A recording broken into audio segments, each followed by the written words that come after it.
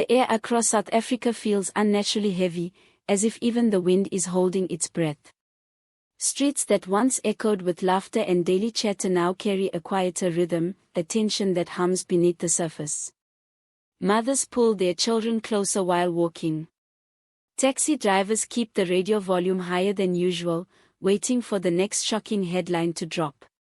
Shops close early, metal shutters clanging down before the sun has even disappeared. No one has declared war. Not yet.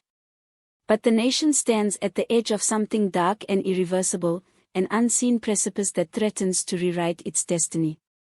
Then, like a thunderclap slicing through uneasy silence, the news breaks.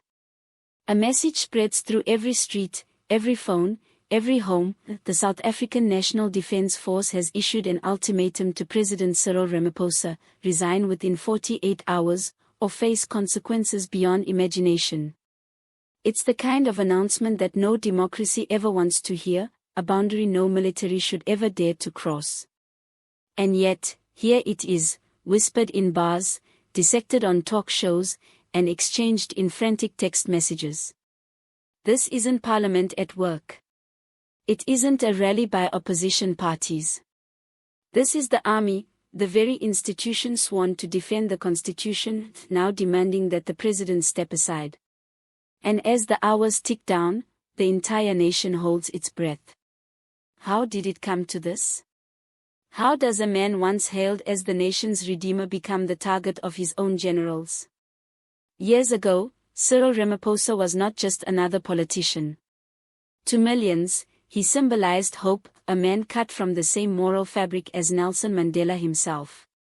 He had fought beside him, shoulder to shoulder, helping to negotiate the birth of democracy in 1994. From union organizer to business magnate, and then to national leader, his journey embodied South Africa's dream, that courage and integrity could still overcome the ruins of corruption. When he took office in 2018, the world celebrated. The cheering in Pretoria and Johannesburg echoed far beyond Africa. At last, it seemed, the Rainbow Nation had found a leader who could heal the wounds left by decades of greed and decay. Ramaphosa promised a new dawn, a country of fairness, hard work, and justice. For a brief, shining moment, South Africans believed again. But dawn never came. Slowly, almost imperceptibly, the light dimmed. The economy stagnated. Poverty spread like a stain. Millions still woke each day to hunger, joblessness, and disappointment. The unemployment rate, already among the highest in the world, crept even higher. Then came the power crisis. Load shedding, once an occasional inconvenience, became a cruel routine. Families ate dinner by candlelight, businesses shuttered, and hospitals flickered in and out of darkness. The dream of stability dissolved into exhaustion. And then, the scandal. The moment the trust finally shattered. A secret stash of US dollars discovered at Ramaphosa's private game farm. Whispers of bribery, abduction, and hush money began swirling through the media. It unfolded like the plot of a crime novel, but this wasn't fiction. Investigators uncovered evidence suggesting the president might have violated his oath of office. He narrowly survived impeachment, but his reputation, once his greatest armor, lay in ruins. To the people, it wasn't just another corruption story. It was betrayal. The man who swore to be different had proven to be the same. Another promise broken. Another symbol turned to dust. But scandals alone do not bring generals to a president's doorstep. The seeds of this ultimatum were sown long before. South Africa isn't simply struggling, it's bleeding. Crime syndicates control entire neighborhoods, operating with brazen impunity. Police officers, underpaid, undermanned, and often corrupt, can barely cope. Many citizens have stopped even calling for help. They shrug and say, "What's the point?" They won't come anyway. In some towns, law and order have evaporated completely. Illegal mining gangs known as Zoma Zomas roam like ghosts through abandoned shafts, armed and fearless.